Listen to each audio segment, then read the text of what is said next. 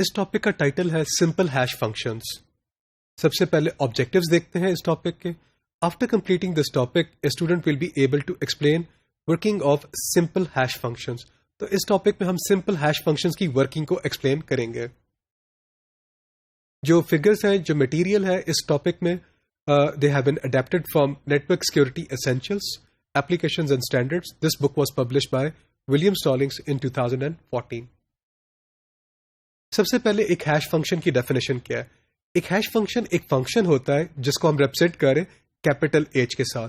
Input उसकी क्या होती है, कैपिटल एम। एक आपका जो डेटा है वो इनपुट होती है, और जो आउटपुट वो जनरेट करता है एक फिक्स साइज का ब्लॉक है, एक फिक्स साइज की हैश कोड है जो जनरेट करता है, जिसे रिप्रेजेंट किया हुआ है स्मॉल एच के साथ।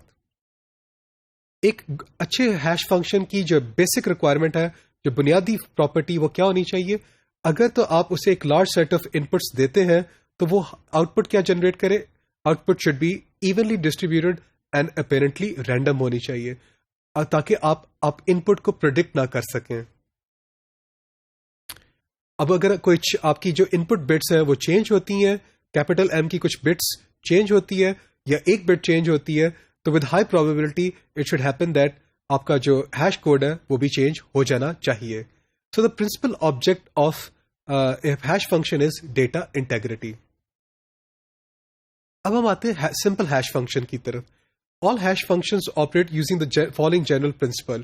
पहला प्रिंसिपल क्या है कि जो आपकी इनपुट है वो कोई मैसेज है, कोई फाइल है, कोई डेटा है, it should be viewed as a sequence of n bit blocks. तो आपका जो फाइल है या जो डेटा है उसको आपने क्या करना है, n बिट ब्लॉक्स में एक सीक्वेंस के तौर पे रिप्रेजेंट कर सकते हैं।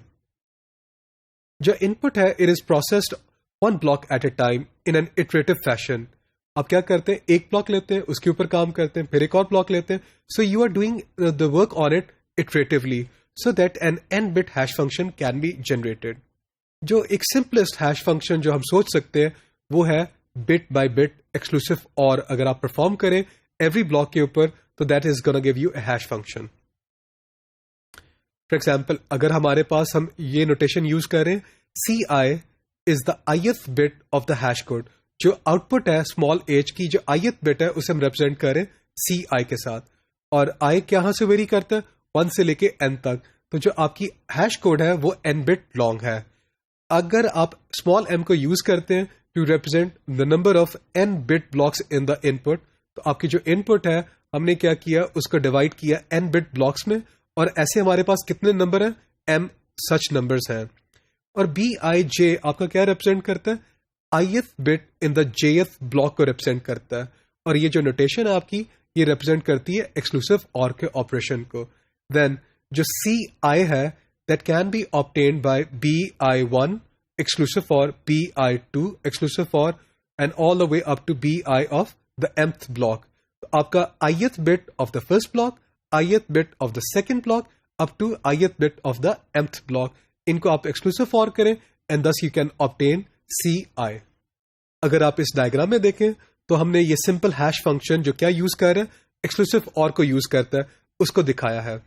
आपके जो इनपुट फाइल थी आपने क्या किया, उसे ब्लॉक्स में डिवाइड कर दिया। तो अगर वर्टिकल एक्सिस पे देखें आप तो block 1, block 2 up to block m, और हर ब्लॉक का साइज अगर देखें तो हॉरिजॉन्टल एक्सिस के अलोंग देखें तो bit 1, bit 2 up two bit n। तो block 1 is of size n bits, so is block n2 and so on.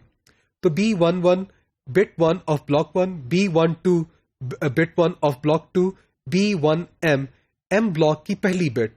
इसी तरह अगर आप देखें तो हमने क्या किया, C1 को ऑब्टेन करने के लिए column wise exclusive OR operation carry out किया। C2 ऑब्टेन करने के लिए हम लोगों ने क्या किया, कॉलम वाइज बिट नंबर 2 के ऊपर एक्सक्लूसिव OR का ऑपरेशन कैरी आउट किया। सो इन द एंड अगर आप देखें we have obtain the hash code C1, C2 and Cn। So my output is an n bit long hash code.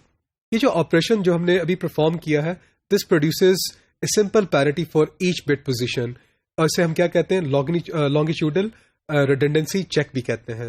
It is reasonably effective for random data as a data integrity check। आप कहाँ पे use कर सकते हैं, जहां पे आपके पास data random data हो, उसकी डेटा इंटेग्रिटी की चेक के लिए यूज कर सकते हैं। आपकी जो each n bit hash value है इट इज इक्वली लाइकली। जो प्रोबेबिलिटी है that A data error will result in an unchanged hash value is 2 raised to power minus n. With more predictable formatted data, the function is less effective. अगर आपके पास एक ऐसा data है जो predictably formatted है, तो this function is less effective. अब हम क्या कर सकते हैं? हम ये कर सकते हैं, for example, in most normal text files, the high order bit of each octet is always 0. आपकी जो higher order bit है, उस एक octet की, एक byte की, is always 0. So what we can do is, with a 128-bit hash value, effectiveness of the hash function is reduced from 2 raised to power minus 128 to 2 raised to power minus 112 on this type of data. So आप इस चीज़ों को कैसे improve कर सकते हैं? हम improve कर सकते हैं by using 1-bit circular shift or rotation on the hash value after each block is processed. This procedure can be summarized as, आप पहला काम क्या करें? Initially set the n-bit hash value to 0. आपका जो hash value है initially हमने उसको क्या कर दिया? 0 set कर दिया. Step number 2 में हम क्या करें? हम process करते हैं each successive n-bit block को of the data. और for this purpose आप क्या करें? जो current hash value है इसे rotate करें towards left 1 bit at a time. फिर आप क्या करें? Exclusive or the block into the hash value. This has the effect of randomizing the input more completely and overcoming any irregularities that appear in the input. अगर आपके जो input थी उसमें कोई regularity थी, कोई pattern था, तो अगर ये procedure हम follow करें तो हम उसे randomize कर सकते हैं. And obviously this is much better for us. Data security is at stake when an encrypted hash code is used with a plain text message.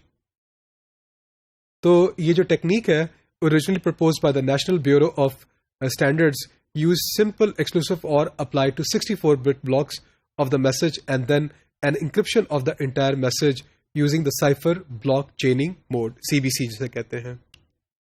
So for example, if I have a given message which consists of a sequence of 64-bit blocks x1, x2 up to xn, so you can define a hash code C as the block by block exclusive OR all blocks and append the hash code as the final block.